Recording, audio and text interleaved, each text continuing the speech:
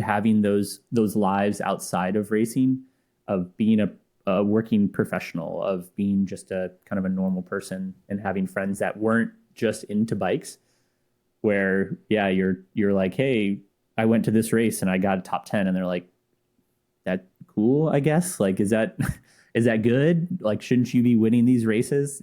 Having these people that they weren't in the cycling scene. I think having those different spheres of the Venn diagram that make up who I was as a person, I don't know, helped me see other things outside of cycling and not be so wrapped up in bikes and, who I was as a person and my latest results, etc. So.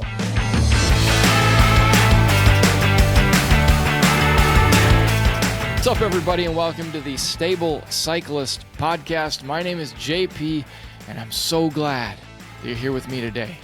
Tyler Cloutier is here with me today as well. Now, if you're new here, Stable Cyclist Podcast is very much about bikes, usually, mentality and life, and 100% about mental health when the occasion arises. The show is growing, but the biggest way you can help us to continue to grow and help more people find these episodes is by sharing them directly with friends or the people around you, or on social media, or with whomever you think would benefit from them. If you have an episode that you really like, do me a favor and pass it along to someone, or take a screenshot of it on your phone when you're listening and share it out on social media, and be sure to tag us as well so we can keep the sharing game going. This episode is brought to you by Flow Formulas. If you are training for a race or just training to feel your best on the bike, then Flow Formulas Endurance Mix and Recovery Mix are for you. You can use the code JohnPeter15 at checkout on your next order. My guest today is Tyler Cloutier, most well known of late as a member of the Bonk Bros podcast, but there is so much more to Tyler than being labeled as the Bonk Bros domestique. Tyler has accomplished what many deem impossible, and that is balancing having a full-time job while racing a professional career. And we'll dive into that and so much more in our interview today. But enough of me talking about Tyler coming in here. Let's get him in the studio. Well, Tyler Cloutier, welcome to the Stable Cyclist Podcast. It is good to have you here. For you, it has to feel good after you were called the Bonk Bro Domestique a few weeks ago on your own podcast to beat most of the guys other than Dylan and Adam onto this show. And we by the time this comes out, Chase Wark and I will have prank called Drew Dillman on an episode of this podcast. So yeah, it's really good to have you here, man. And honestly, you are somebody, as I listen to that show, that I respect. You have a little bit nuanced takes compared to just kind of the general bonkness of that show. But yeah, it's good to have you here. How are you, man? I'm doing well, JP. Thanks for having me on. I guess every once in a while, people let the break go and they finish ahead of the peloton. So, I guess even domestiques have an opportunity to get a win here and there. So I'll take it when I can get it. Yeah, for those of you that don't listen to the Bonk Bros, it's a group of 5. It's a growing group, right? Yeah. It's in flux at every episode. Yeah, so it's a group of 5-ish dudes who all raced bikes or are racing bikes at a very high level. And some emailer emailed in a few weeks ago and actually referenced the Stable Cyclist Podcast in the email, and in the process went through and labeled all the people on the show, and they called Tyler the Bonk Bro Domestique, which clearly hit a nerve for you at the time. And yeah, we're going to talk about some of that today. We're going to talk about your career, because your career is really unique. And again, when we're talking about the Bonk Bros, I do have a relationship with Adam Sabin. And so whenever I have somebody on that knows somebody else that I know, I will always, in my research, cross-reference those people and be like, hey, what should I talk about? And I asked Adam, what's something I should talk about with Tyler? And he just said, you embrace this, like, pro lifestyle while also being a full-time, holding down a full-time job better than anybody, because you got the full experience kind of out of both. And so we're going to spend a lot of time there, obviously, but we always kind of start off, Tyler, with a zero to hero story, or in your case, no bike riding to, wow, I'm holding a pro license. How did this happen? And because it kind of like sets course for the rest of the day. So yeah, I guess where do we start with your bike journey? It took a while for me to sort of come into cycling. It was funny. I was listening to Adam's podcast that you did with him. And one thing that, again, I talk to Adam on a weekly basis on our show, and I found myself learning things about Adam that I didn't know before, but that we had a lot in common. Mostly was, growing up, I rode bikes casually, just single speed with friends around the neighborhood. But all I wanted to do, similar to Adam, was be a professional athlete. And adults would ask, what do you want to do when you grow up? And I'm like, be a professional athlete. And they're like, no, really, what do you want to do? And I'm like, you're asking me, like, I'm telling you, I don't know what the holdup is here. And really just pursued other sports throughout my early life. Soccer was kind of the main passion. I played golf, not at the level that Adam did, but junior golf, put that aside, pursued soccer up until went to college, wasn't recruited necessarily, but, tried to walk on to the team. That didn't work out, switched over to running cross country. So was always just a competitive athlete, and came back to soccer. And, at one point it sort of, the door kind of shuts in your face on the collegiate side, where, you're good enough, but there's other people that are already on the team. So I didn't make the team, which is fine. And then, go back to trying to chase soccer again at like a second division. Didn't make that team, made a third division team in terms of the North American soccer structure, made a third division team. And then that team folded before the season even started. So at that point, you're sort of, I was looking around and thinking, man, maybe the soccer thing isn't going to work out for me. Still had a passion for it, was still, playing regularly. But yeah, it just wasn't in the cards for me. So around that time, I was living in New Hampshire, and a coworker of mine, I had started to get into bikes a little bit with towards the end of my undergrad studies, just with some overuse injuries around my knee and IT band.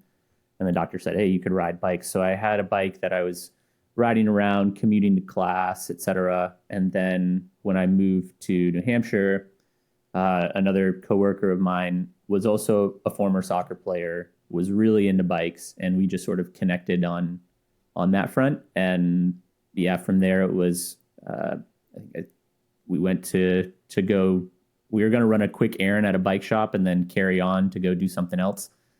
And we never made it to do the something else, whatever we were going to do, a hike or hang out that day. And instead I came home with a Cannondale CAD 9 and clipless pedals. Nice. And the whole things. And I started riding from there. And again, just being a competitive person, I would, shortly thereafter got into racing at the local motor speedway summer series, really enjoyed that. And I was going back to school the following year, and I kind of learned that, there's collegiate cycling, and kind of started looking at programs or colleges that had that outlet for cycling. And I just kind of went to the University of Virginia, got involved with the cycling program there, and then it just sort of took off with the collegiate scene. Of course, being a little bit older than all the undergrad students, but still just having that community and camaraderie of, we're in school, we're doing bike racing, we're traveling around the East Coast, every weekend to do, ride in spandex in the woods or on the road, what have you. And it just kind of spiraled from there. Always just, telling people, like, I'm just going to take it as far as I can. as far as I can take it. And if that's a Cat 3, then cool. That's Cat 4, then that's fine. I'll accept that at some point. But in the back of my brain, knowing that I, still had these aspirations to be a professional athlete or an elite athlete in some capacity. So it just kind of, snowballed from there. Collegiate scene really, I would say, built a love for the sport, and an understanding of kind of what it takes to train and race at a high level. And just kind of, like I said, snowballed from there into traveling to Europe to race bikes eventually. And kind of racing at the highest level of the cyclocross discipline. Yeah, you mentioned the collegiate scene really pushed you to that next level, or how to kind of level up. And I want to park there for a little bit, because I think that part of your story is fascinating. You went to, I believe, Rollins College originally to study, or that's where you graduated from, to study psychology and Spanish. And then you ended up at University of Virginia, where you were studying. You got your master's in linguistics, which, like, that personally, aside as a linguistics teacher and language lover, we could go down a rabbit trail that I'm not going to take listeners on, but because it would get really nerdy really quick. It would get really nerdy really quickly. But tell me about. You said the collegiate scene really helped you. What do you mean by that? What happened there that kind of pushed the boulder down the mountain? Yeah, I think when it comes to the collegiate cycling scene, I think it's, at least when I was, a part of it in 2011 through 2013, it was a very diverse landscape of people that had never raced bikes before, or kind of casually rode bikes in maybe high school or middle school, and they were doing it for fun because it was a cool group to be a part of. And that you had whole collegiate programs that were really kind of based around that, of like, we're just doing this for fun, we're not super serious. And you had the folks who were super serious, who went on to race at a high level. And that seems to be across all of the different conferences. You have certain programs that are really driven, and others that are maybe, more on the club side of things. And for me, again, being someone that wanted to kind of take it as far as I could, I saw the potential for, there were really good racers in our conference, from like App State, from University of North Carolina, West Virginia, Virginia Tech. There were a lot of really strong racers, and just seeing them and kind of racing them every weekend. It's funny, still seeing some of those guys at races. Either they're working the industry tents or still racing. And I found, just seeing the level and seriousness that people took it towards, always wanting to kind of push myself and achieve something. I think it just sort of, I found some early success, and then that just makes you kind of hungry for more as you're going through the whole collegiate process. And you see that, oh, there's levels to this game. I'm racing the B race now, but I see what the A race is doing. And you get into the A race and you're like, okay, I see that I could do X, Y, and Z better. And you're just constantly learning something along the way. Just seeing again that there's levels to it, and you can take it further, and going to road nationals and being like, oh, this is really cool, but I didn't do as well as I hoped to. I got to do X, Y, and Z better. And just this constant. At the time, I probably saw it from more of a results-based perspective, but there is a level of pursuit of mastery, I think, that kind of comes in there. This idea of like, oh, I can always do something a little bit better to chase that next goal or that next step. That was sort of underlying, but at the time it was all results-based, and I want to do better. I want to take this a little bit further. I'm so close to that category upgrade. What can I do to get there? That was really sort of the fire that was kind of stoked in the collegiate racing scene, and kind of spurred me on afterwards. Yeah, and afterwards you lean heavily into cyclocross. You do some pro road. You do some crit stuff. There's, as I look through your results over the year, it's you do get that full pro experience, and so. But I think you're kind of known mostly as a cyclocross guy. Would you say that's correct? Yeah. I would say so, yes. Yeah. So tell us about kind of that, take us through that experience of if you were working a full-time job. This is not the situation where you can train whenever you want, as long as you want. You're like most regular Joes, but you're doing it at a professional level. So that's a big question because that's covering a big amount of time, but take us through Sure. what that was like trying to balance all that. Yeah.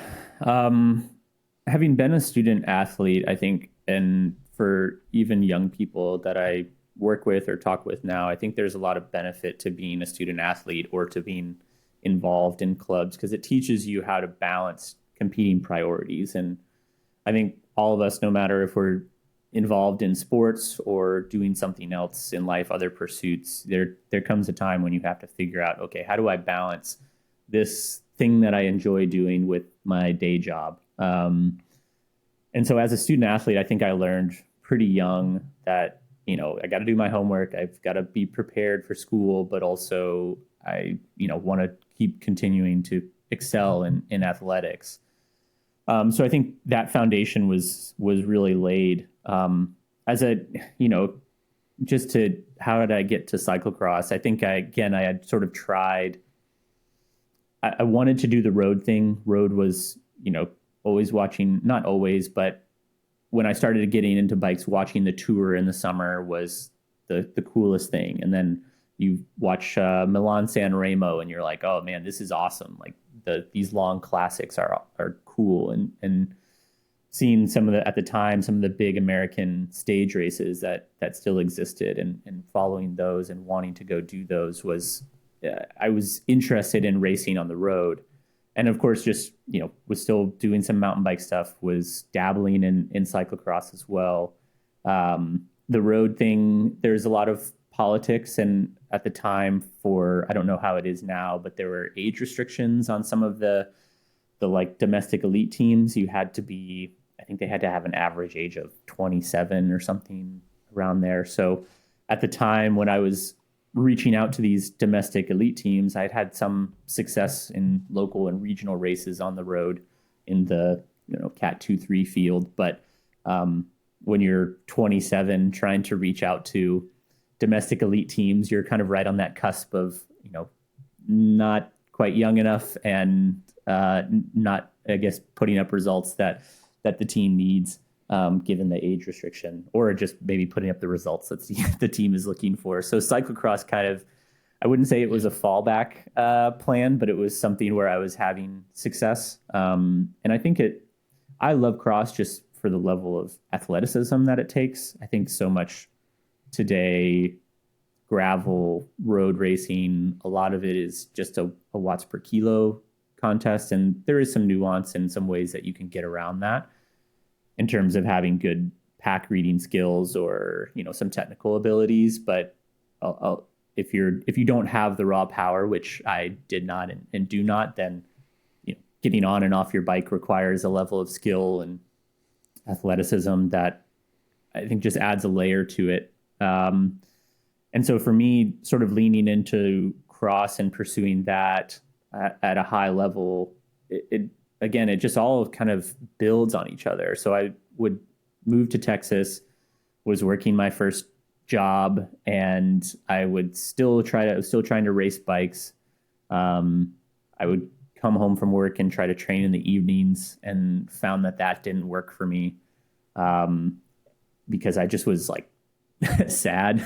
Essentially, you get home and you're living in a big city now, coming from Central Virginia, where you could get out into country roads in 10, 15 minutes and never see a car, to then all of a sudden you're in a huge metroplex like Dallas, trying to train in the evening. It's getting dark and you're like having to put on your lights. And after a long day at the office, you're like, man, all right, this kind of sucks. But I was fortunate to have a different role at the same company, and the boss at the time pulled me aside and said, look, I still remember he was like, the advice that people give is, you should be there before your boss and leave after your boss. And he's like, well, I get here at 5 a.m., so you're not going to beat me in,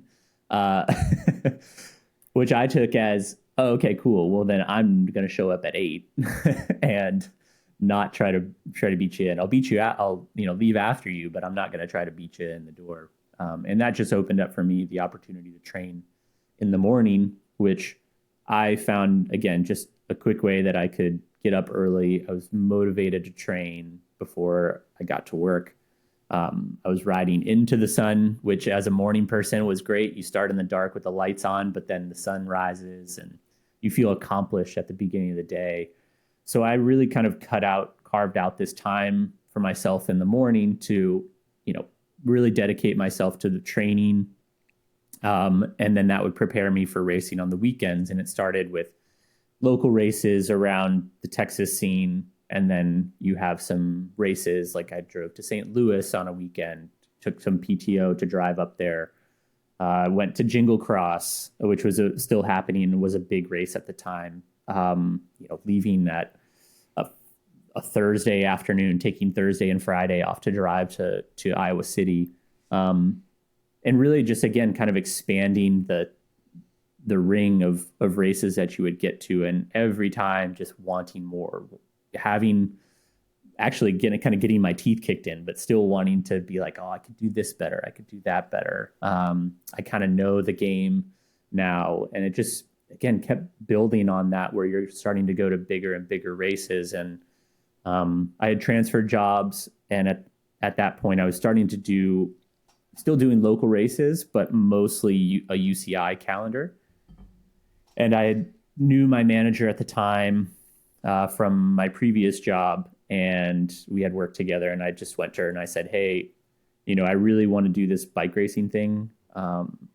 It will take me taking a few days off or working remotely. And this was in the 2015 time range, when not many people were working remotely. And I said, if you force me to pick between bike racing and work, I'm going to pick bike racing. And I know that you don't want to have to go through that. So sort of, again, I was fortunate to have that relationship with her, and she was like, yeah, okay, let's see how it goes. And if I sort of put it to her and said, if my performance starts to suffer, then you just call me out on it.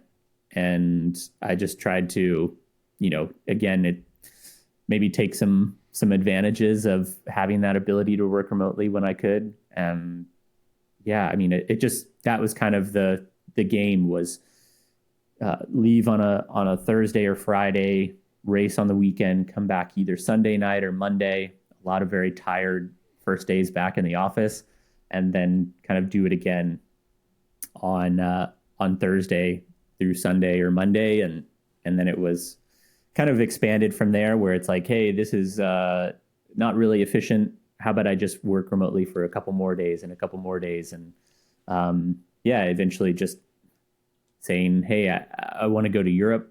I actually had a mentor and friend of mine that sort of said, if you're not going to do it now, then when will you do it? And again, knowing my manager at the time, I asked him, and he had been an athlete as well, and had never quite achieved that level of success, or had never took that risk, I guess, to go to the next level, or to see how far he could take it. And he was like, look, I understand, I support that, same sort of deal. If your performance starts to suffer, then okay, we'll talk about it and sort it out. But he was willing to put his faith in me that I could still deliver on my day job, that I could, do it remotely. And I of course worked out a plan. I was like, look, here's the time zone change. I can still be online. Like, this time to this time, it calculates out to like 8 a.m. to 4 p.m. on East Coast time. Like this will work. I can make this work. And again, just having that support network around me, I guess, a manager who saw my passion for it, that kind of believed in me and could identify with what I was asking.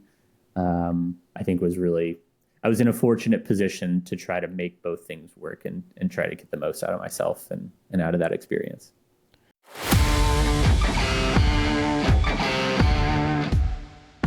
The crew at 701 Cycle and Sport in Bismarck, North Dakota has taken a favorite local gravel route carved out by the Hart River, full of rolling hills, and expanded it to give you a new opportunity to explore North Dakota. The Lionheart Gravel Classic on July 13th will take you through the Lion's Den, down Hart Racing descents, up climbs that will have you wondering why everyone says North Dakota is so flat. Come race this inaugural year and celebrate afterwards with a post-race party on Main Street in Mandan, North Dakota. Mandan, of course, where the West begins. $7,000 prize purse, you heard that right, is available with equal payouts to men's and women's divisions. In the 100-mile overall, first gets $1,500, second is $1,000, and third is $500. While in the 65-mile category, first is $250, second is $150, and third is $100. And if that's not enough, if you can't get enough of North Dakota gravel, you can come back in October for the Alchemist Gravel Fest on October 5th. Racers will start at Grainer Park south of Mandan, North Dakota, and climb their way out of the Missouri River Valley onto the bluffs of Morton County. The 55-mile course will test you with minimum maintenance roads, fast descents, and some of the longest climbs around. But your effort does not go unrewarded, as the views are spectacular throughout the race. After the dust is settled, awards will be had, as well as hot off the grill food. Not up for 55 miles? Don't you worry. They have got you covered with the Elixir Race, a 30-mile version of the course that is just right. Additionally, there's camping available at the start-finish. Seriously, if you live in the Midwest, you cannot go wrong heading to Bismarck, North Dakota for these races. And I can tell you from a lot of experience, the crew at 701 Sport and Cycle know how to not only run an amazing bike shop, but they know how to host a really good race and put on a good time. There's links to both of these amazing events in the episode description, or you can check them out yourself at 701cycleandsport.com.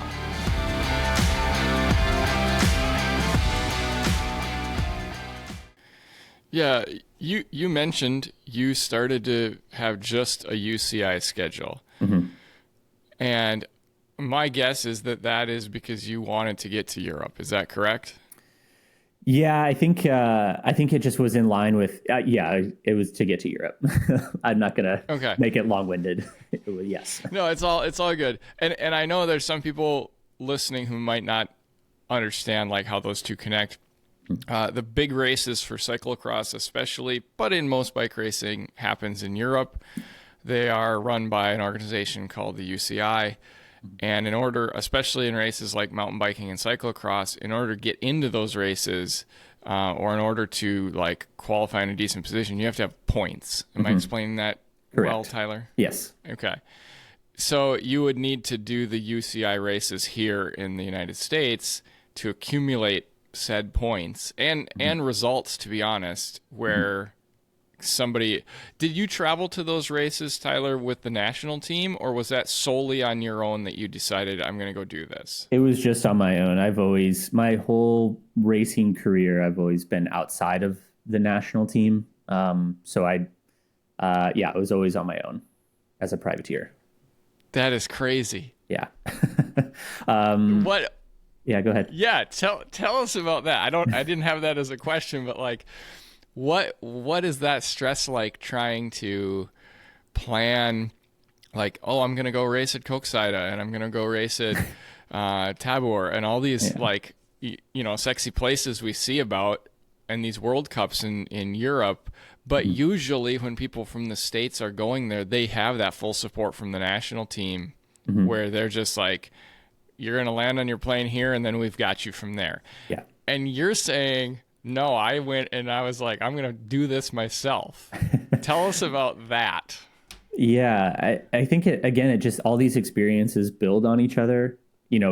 Again, traveling to like Iowa City, and I still remember going to that race and doing something so silly as pre-riding at like 4 or 5 p.m., making my clothing decisions at 4 or 5 p.m., not knowing that the temperature is going to drop 20 degrees for a 9 p.m. start, and your hands are going to be frozen for the entirety of the first lap. Like, not just like learning that trial and error, just again helped me build more confidence and to really kind of dial process to go to races like the race in Providence, or to travel to Charm City in Maryland, just kind of further and further afield from my home in Dallas, and just kind of build the confidence. And through Cross is a small community. I mean, I think even on the mountain bike circuit, probably the gravel circuit now, the road circuit, you start to get to know people just by nature of showing up. And I had these guys who were maybe a year or two ahead of me. So a friend of mine now, Eric Thompson, who is a Minnesota guy, was a Minnesota guy at the time. He was sort of doing the thing that I wanted to do, where I would see him on this grainy live feed watching a cross race on the weekend. There'd be that red kit that was lined up at the back of the field. And I'd be like, oh, I race him at Jingle Cross. Like, he's doing the thing that I want to do. And just sort of building up the ability to like ask Eric, just by nature of showing up, ask him like, oh, how did he do it? Starting to kind of research and plan things. I am a planner by nature, very sort of into having a plan, that very type A person. And so just kind of, again, making a plan, looking at, okay, where can I stay? How is it that, I think I learned about this place called the Chain Stay. I don't remember how I learned about it, but just reaching out to Greg, who runs that, and being like, hey, I want to come over for this time, blah, blah, blah. How does it all work? I don't even remember I don't remember how I found a mechanic at that point in time, just a network of people, and just, again, reaching out to the community that exists. And yeah, just making a plan on it for my own, knowing some stuff, but also not knowing other stuff, but just trying to research the process and figure out how it works. How do I apply to do the World Cups, and learning the application process? And yeah, a lot of just like figuring it out on your own, and being like, well, I guess I'll figure out how to get to and from the races somehow, some way. And just benefiting from, other Americans that had gone over there and done it before me, or were there around the same time. Yeah, that was, I would say, how I learned to make it work, was just the community that exists and the people that were already doing it. And just being like, okay, where are you staying? How are you getting to the races? And, oh, okay, cool. Can I tag along with you at that as well? And sort of riding the coattails, I guess, of people that came before me. That is incredible. Like, the whole thing. Now, one thing that of course I go dig around on people's LinkedIn if I'm doing research for them. Mm-hmm. And this is specific to what you just talked about. It is listed on there that aside from English, you speak 4 other languages. And dabble. Yeah, well, sure, of course. Did that precipitate in that time in Europe where you're like, oh my goodness, I've got to go to all these countries, specifically, you spend a lot of time in the Netherlands? Mm-hmm. Or did it start way back at pre-UVA time when you're studying linguistics and you're excited about that kind of stuff? And obviously you spoke Spanish as a minor in college, but how does the language learning play into all this? I was just interested in language and culture and travel from I think a young age. When I was in, I'd say, the 5th grade, so 10 or 11 years old, we moved to Florida, where, having lived in Iowa in the Midwest previously, didn't have language requirements, but then I moved to Florida, and guess what? You're going to Spanish class as a 10-year-old, and everybody had been doing Spanish before me. And it was sort of like, oh man, this is kind of kind of crazy. But just, I think, enjoying learning languages started really young. And then, yeah, studying Spanish through high school and then into college, really just enjoying the cultural experience there, the learning another language, just pursued me or made me want to pursue learning more and more. So I took a semester of German when I was in grad school, and at the same time taking a French class, like 101 basic level stuff, working for a company that was based in Germany. So trying to read, instead of the English version of the newsletters, the German versions, and just kind of keep up with it from there. I think I just always had a passion from a young age of trying to learn languages. And then, you're going to Belgium and the Netherlands, and that was sort of my focus. So it's like, well, we got this Duolingo, so let's take the Dutch course and try to pick up some Dutch along the way. So I don't know that I maybe I should update my certifications on LinkedIn, because it's very elementary, if I could even call it that, on the various languages. But you could survive if you got parachuted in. For sure. Yeah, I could speak enough broken French or German or Dutch to get me from A to B, I think. Yeah, I do want to talk about that. You were balancing a lot there. You're balancing this job, and yes, you had management that was like, yeah, this is cool, and you were kind of pioneering this like work from home or work remotely deal before we even knew what the word coronavirus was. Exactly. You're also traveling all over Europe, and really, like, you're forging ahead with like incredible independence. And I think sometimes when we get in those situations, especially if there's like big experiences, like, oh, I'm racing World Cups, every other weekend or whatever. Sometimes it can be hard to stay grounded through all of that. And so how did you do that? How did you, like, you're forging ahead, you're doing all these things, and you stay grounded? And I know you stayed grounded because I've heard other quotes from you where you're like, yeah, like, bikes I'm not too serious about bikes. Like, they're just fun. Yeah. And I'm like, those are like colliding dichotomies, but I also understand how they could coexist. And so I kind of want to hear your take on how they coexisted for you during that time, and maybe still coexist today. Yeah. I think a lot of, I know, like, on previous episodes of the show, you've talked about mental health and sort of the psychology of cycling, with some of your other guests. And I was listening to those shows, and I was thinking about my own personal psychology. And I think a lot of, I had, and I think still do to this day, have ego around athletics and performing. And that is, even today, is a point of, I think, frustration for me, in that while I've stepped away from racing on the elite level, I still know that I still have these visions of grandeur, or knowing what it takes to perform at a high level, and have those I would say even wrongfully, expectations that I can perform at that level. But I'm not putting in the same amount of time and the same amount of effort to train to get to that level, just because of the dedication and sacrifice is not something that I guess I've moved on. But again, it's still this push and pull of, but I still think in my head that I could show up to a gravel race and throw down at the front with guys who have been training 10, 15, 20 hours a week.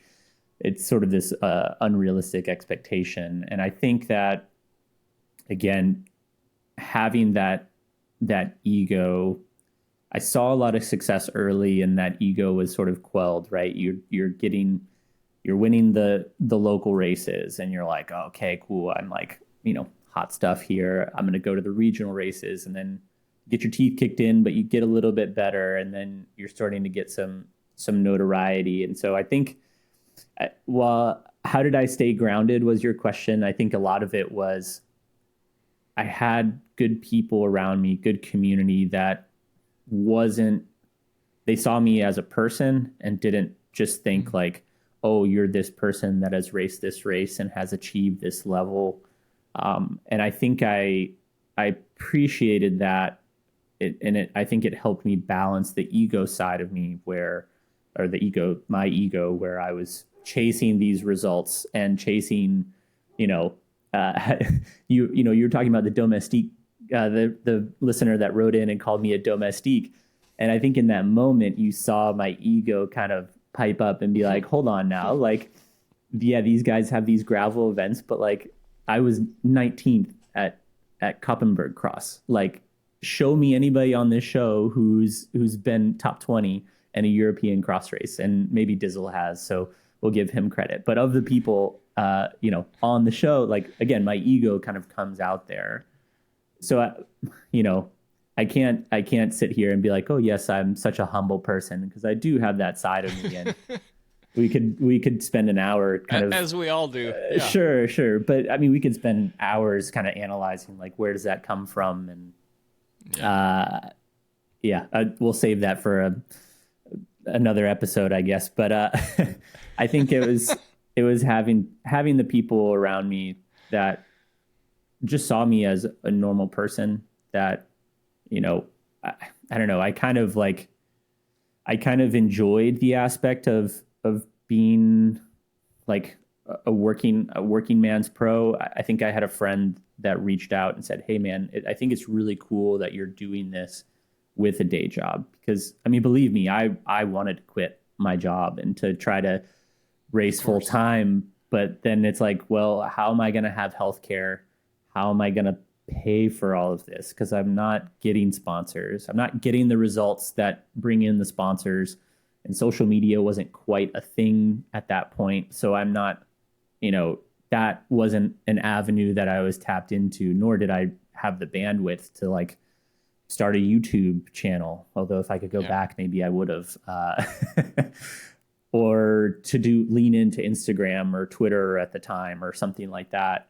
So I sort of kind of I took pride in being this guy that was working full time, that was having success, quote unquote, success for me, racing at the elite level and kind of putting it all together. I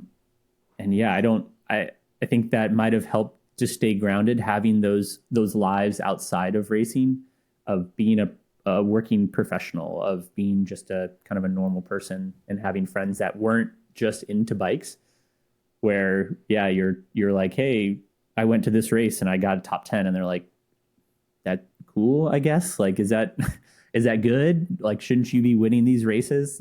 Having these people that they weren't in the cycling scene. I think having those different spheres of the Venn diagram that make up who I was as a person, I don't know, helped me see other things outside of cycling, and not be so wrapped up in bikes and, who I was as a person and my latest results, etc. So I would say, just having people around me in that community pull me back down. Yeah. One thing I have kind of picked up on, and I am one of those dorks that has listened to like every Bonk Bros episode from the beginning. Perfect. But one thing that I've picked up on is that you are passionate, or I would kind of put, rather than calling you the domestique, I would call you the advocate. I feel like a lot of times you're advocating for all people on bikes. You're very passionate about seeing people get on bikes. You mentioned in college you liked the college team vibe because you had people from all walks and all abilities, and it was really important for you. But why is the bicycle, why are you so passionate about seeing everybody on it, and why is it such an important tool for you personally? I think that question goes back to my younger years as an athlete, and I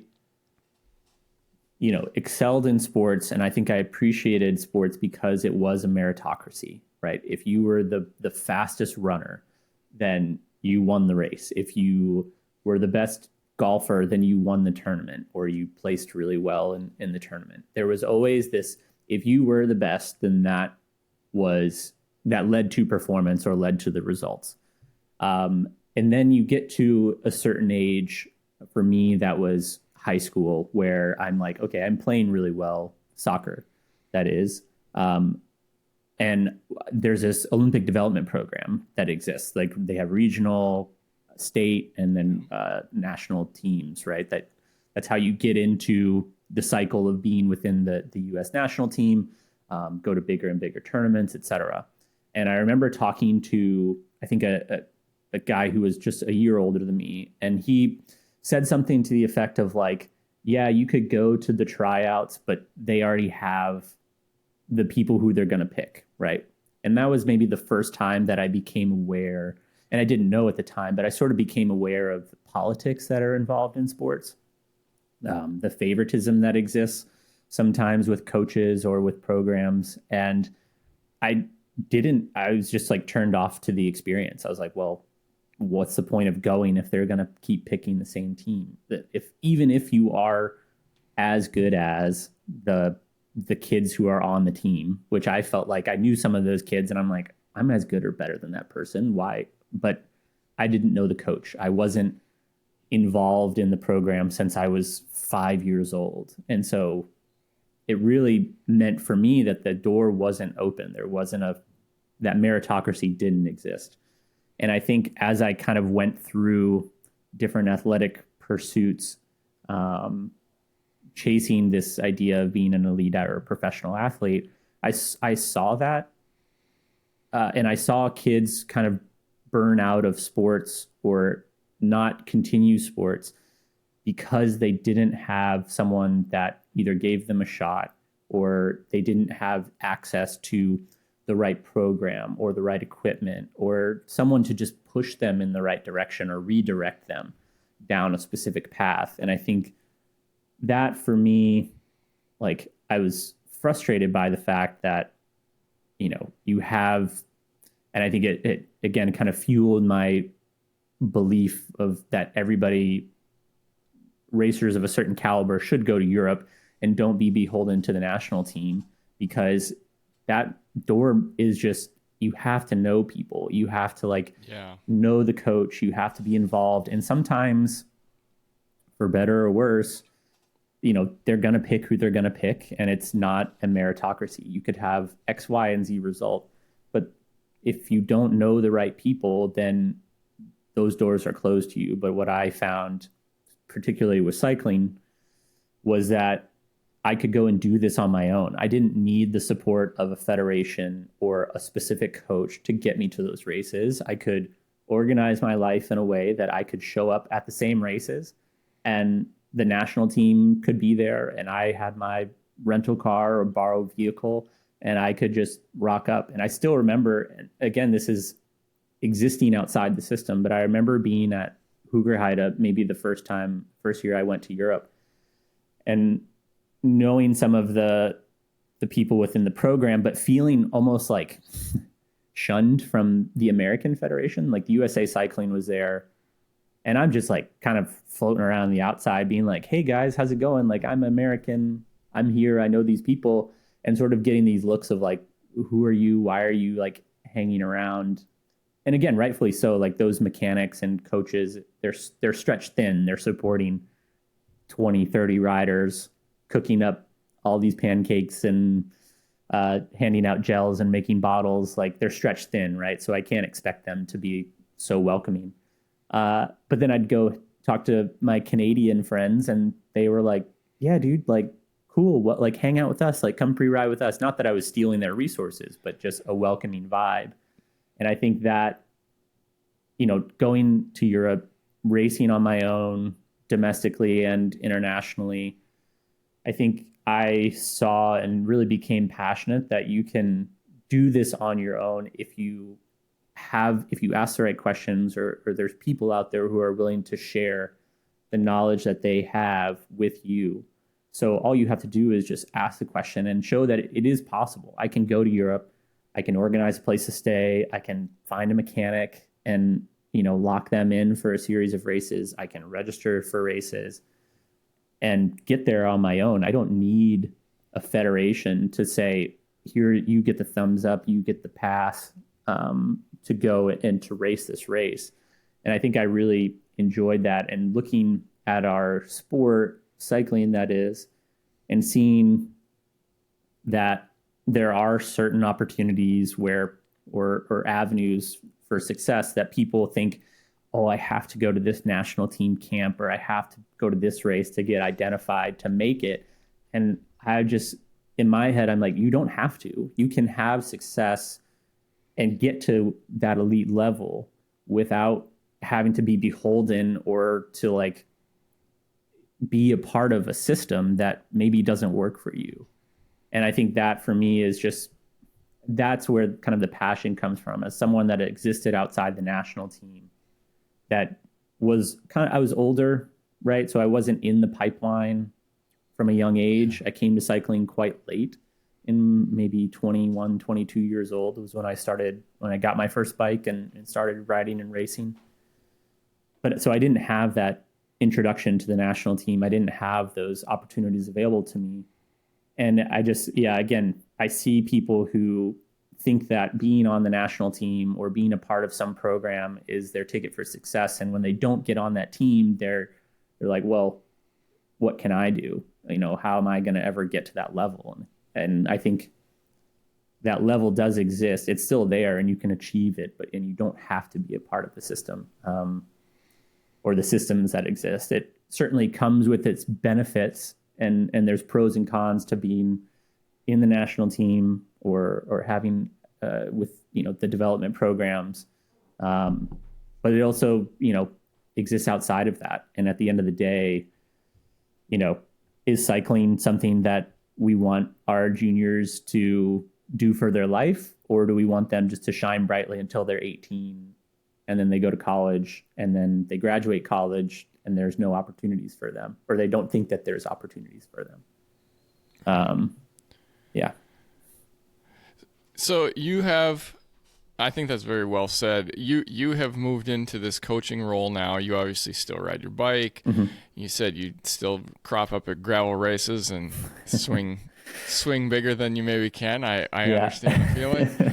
But you are a coach now, mm-hmm. In the Ignition Network, and everything that you've told me so far today, like if you're sitting out there looking for a coach, Tyler sounds like a great guy to have because of the wisdom that you bring into this, Tyler, and the experiences that you've had. And you talk about like going to that first race and these things you got to think about that probably other people haven't thought about because maybe they haven't had to do it this way. How has all of this impacted your coaching?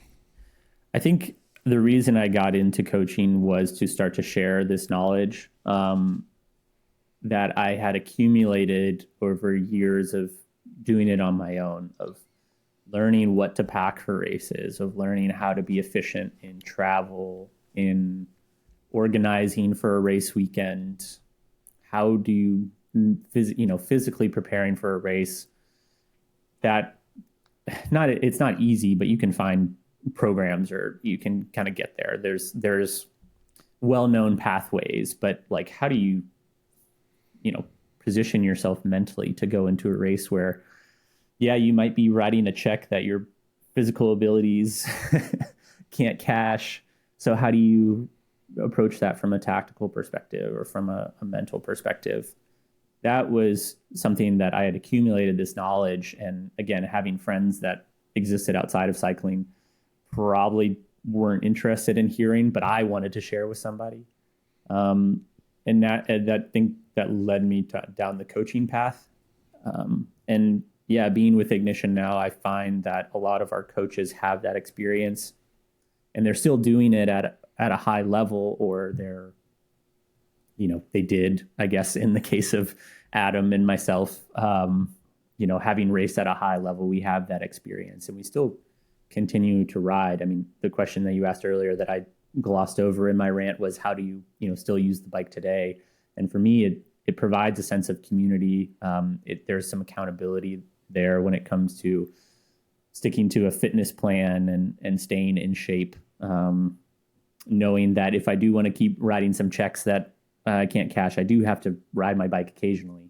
But it is kind of just an escape in a way that I've come accustomed to getting those good endorphins going first thing in the morning before I sit down at my computer for the rest of the day. But for coaching, it really became a chance that I could share this experience to athletes young and old. And I think that's, you have I think there are a lot of coaches that they are professional coaches or they've been professional athletes, but not everybody has the time to train 20 hours a week. We have day jobs. There's a whole crop of athletes that are professionals, or they have multiple responsibilities, be that work or family or social or, other responsibilities in their life, but they still want to race and train. And that's kind of a cool puzzle to put together of, okay, this person has a day job. They also have kids. How do we get this person a training plan that's consistent, that they can hit their goals and really, achieve success, whatever that level of success might be. If it's, hitting a certain boosting their FTP or feeling good at a certain race. Success can take different assets or different forms. But yeah, I think really, again, just having this accumulated knowledge and just being eager to share it with people was really what drew me to coaching, and something that I still enjoy doing today is trying to share those experiences that I have had. Even though I kind of sound like Uncle Rico from Napoleon Dynamite nowadays, being like, oh, I could have done this, I could have done that, right? I was this person, I was that. Look at my success. But no, it's a fun puzzle to work with people who are equally passionate about cycling, that have challenges, and they're just looking to get the best out of themselves and to achieve something, right? They have this pursuit, and okay, how do I help them get there? How do I help them achieve this? I think that's really the driving force behind being a coach and still, trying to share that knowledge. Yeah. Tyler, how did you become a Bonk Bro? Because, it's kind of like hockey where we have the original 6 in hockey. We have the original 3 on the Bonk Bros in Scott, Adam, and Dylan. But you have become a every week member of the group. So how did that come about? I was thinking about this not too long ago, sort of in preparation for this episode. And I think the first episode that I was on was when they had Jeremy Powers on to talk about cross. And, Drew, obviously a cross racer, Adam dabbled in some cross. And I think they were like, hey, I think I was listening to the show and I was like, hey, Adam, be cool to come on if you guys ever. I'd already reached out to Adam and he's like, okay, great. Well, we're talking to J Pow. Like, do you want to come on for this episode? And so I was like, yeah, sure, no problem. And I think just being a fan of the show first and foremost, and then coming on for an episode or 2, and then that quickly became like, hey, okay, here's the standing invite to come on to the show. I sort of weaseled my way into the crew, and I guess come with a healthy dose of shit talking to bring people, try to keep the banter alive and bring everybody back down to my level by reminding them that we're all equal, right? Even though we're really not. Why is the show so popular?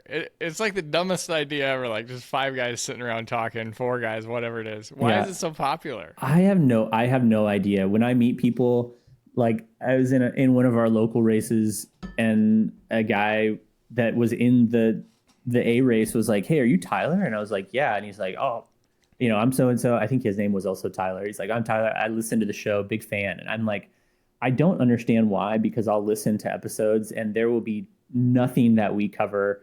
Our takes are trash most of the time. Like half of us don't know what we're talking about, but we're still spewing out disinformation. There's no research. No, Clear. no research. And I was like, the very first episodes that I was on, I'd try to come prepared and like with screens pulled up of who's who. And I'm just like, this is not important. We don't need this. Because no one else does research for the episodes. It's just riffing. But I think the people I've talked to who listen to the show or people that write in just say like, I think that's why they enjoy it, because it's just silly and stupid. And it's just like, we're all there. And we are genuinely friends, I'd say, outside of the show. And so it's a good reason for us all to get together and talk to each other on a weekly basis. But it's like, you're with your buddies on the group ride, like everybody's trash talking, everybody's, just riffing on whatever, making dumb jokes, talking about information or races that they didn't really watch. They caught some highlights of, but you're still going to act as if you know exactly what's happening. I think that's what people kind of enjoy. It's this, they're parachuting into a group ride of guys that are friends and kind of getting to hear them talk about it. So maybe there's a level of, I don't know, identification there that people like, oh, these guys are just like us at the end of the day. And they're talking about stuff they have no business talking about. Or maybe we just, rage culture is a big thing right now, right? Like the stupider you can sound, the more people click on it. And so maybe that's it, that we say dumb enough stuff that people are yelling at their their phones when they're listening to the podcast, and like they got to comment, they got to write in and tell us how wrong we are and hear what else we're saying the next week. So I think that is part of it, but I also, in talking with a lot of my guests, like there is such a hunger for community right now in our world. Yeah. And which is silly because like we're more connected than ever, right? Yeah, for sure. You're in Bentonville this morning, and I'm up here in northern Minnesota, and we're chatting away, right? Yeah. And we can be connected to anybody. But the thing that I keep hearing from my guests is this need for community that we're missing. Mm-hmm. And that's one thing that I do think Bonk Bros provides, at least the idea of like, these 5 guys are going to show up every week. They're going to talk. Mm-hmm. It's going to be stupid. I'm going to laugh a lot. But these are like, it's kind of like you guys have become like a stable part of people's week in a time when we don't always have a lot of friends that we can get together with. And like, again, we could like, just like going down the mental health rabbit hole for a whole episode. I think we could go down the, why do we need community rabbit hole? But I do think that's something, no matter how dumb it can be sometimes, that you are providing. Yeah. Because at least for me, the podcasts that come up in my queue that are like, oh, this is my Monday podcast, this is my Tuesday. Like, I mean, I get a lot of podcasts every day that drop in, but there's always the ones that this is what I'm listening to first. Right. And for me, and I know for a lot of people, Bonk Bros does that because it's just like, oh, like this feels more communal than anything else. So yeah. That's really, I mean, that's really cool that to hear. I think you articulated that really well. And it's a perspective that I maybe haven't thought of before, because I mean, I'm thinking about it now. Cycling is a very individual sport. Yeah, we have teams, but I don't think everybody is, especially in this like post-pandemic world that we live in, not everybody got into cycling through the club culture, or didn't have a community of people that rode around them. And they've come into the sport as an individual, and they ride alone. They, maybe ride after work, or they do Zwift races where, yeah, there's a digital community, but there's not that in-person community, which, yeah, to your point, we could riff on for hours, I'm sure, about how important it is to have that in-person connection. But I don't know. I mean, I find it even now, like, yeah, there's group rides in the area, but really what I want to do is ride with a small group of friends like the Bonk Bros, although I might be, sucking wind on the back. But I just want to ride with a small group of friends where we can chat and just like chop it up with each other, go for town line sprints or whatever, KOMs together. I just want that small group of people that I can ride with instead of this kind of semi-anonymous, big group ride that happens every Tuesday, and it's really cutthroat drop ride. Right. I don't know. It's interesting. Like, I never thought of the Bonk Bros providing that. I still, but I think that is something that we're missing maybe nowadays, or I see is missing in a lot of places. Because we don't really have there are teams, I think, that ride together and that are producing that.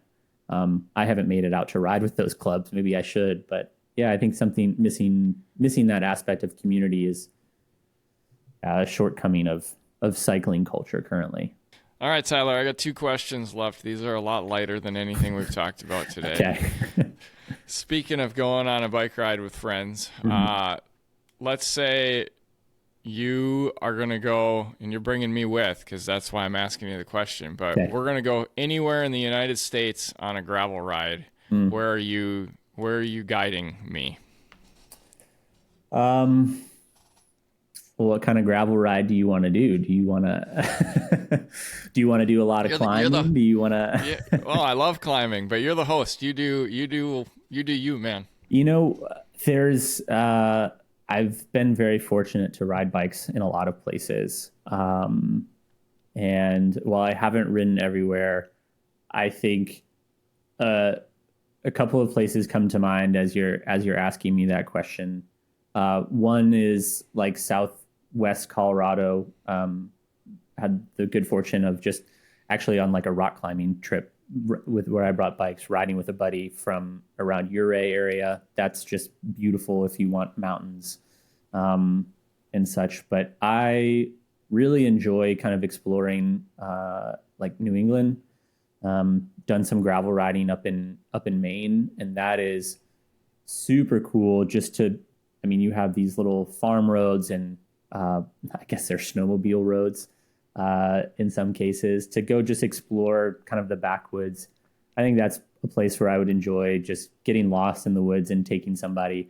I probably wouldn't know most of the roads either, but it's a beautiful place for sure to go ride bikes, and somewhere where I'd say, let's, if I'm guiding you, let's go get lost in the backwoods of Maine and figure it out. Maybe go see some moose. Awesome. So on this gravel ride, we are going to get a long ways into it, a few hours, and we're going to be at a very rural gas station. What are your go-tos at this very rural gas station for resupply? Like, you got to get something to eat and something to drink, and what are you getting? Yeah. My guilty pleasure is Pop-Tarts. So I'm probably getting a Pop-Tart. I had a junior call me out one time. I don't know if they were shaming me or if they were just like, thought it was interesting, but I pulled out a Pop-Tart on a ride, and they're like, "You eat Pop-Tarts?" I'm like, "Yeah, but only when I ride. Like, it's sort of my treat to myself." So probably getting a Pop-Tart, and then probably just a Gatorade or something like that. I'm not a big Coke person or Pepsi products or anything like that, so probably just a cherry Pop-Tart or blueberry Pop-Tart and a Gatorade or something, and some water. All right. Tyler, where can people find you on social media if they want to follow along with your story? Yeah, if you want to see some talking, you can follow the Bonk Bros podcast, but I'm also mostly on Instagram here and there, posting stuff to my story or liking and sharing things at Tyler Cloutier on there on Instagram. That's kind of it. That's where I exist on the internet anymore. Awesome. And is your coaching load full right now, or are you taking athletes? I do have some spots for athletes. So for sure, if someone wants to, work with me or just even consider coaching, happy to chat. Of course, we have, you can reach out to me directly or through Ignition. We have a bunch of coaches through there. And yeah, I'll just echo what Adam said when he was on, which is like, I'm not maybe the coach for everybody, but happy to, either chat with somebody about coaching or at least put them on the path to finding the coach that's a good fit for them. Fantastic. Well, Tyler, I really appreciate your time today and appreciate you and what you're doing and just thank you for coming on today chatting about your life. Thanks for having me. This was a lot of fun, and I appreciate that you reached out to me. It's a pleasure to be here. So thanks, JP. Thank you so much for watching or listening today, and do me a favor, reach out to those around you and let them know that you love them. And one of the things I've noticed that a lot of my guests have been talking about lately is community, and the need for community, and the need to feel loved. And by going out and telling those around you that you love them, you are growing that community. You are making it feel like a more loving place to be a part of. Stable Cyclist is a weekly-ish show focusing on long-form conversations about bikes, life mentality, and when the situation is right, we will obviously dive into mental health as well. Episodes drop Fridays at midnight on the audio podcast platforms, and the video version drops on YouTube Friday mornings at 8 a.m. Have an amazing day. Thank you for listening, and remember, you are loved.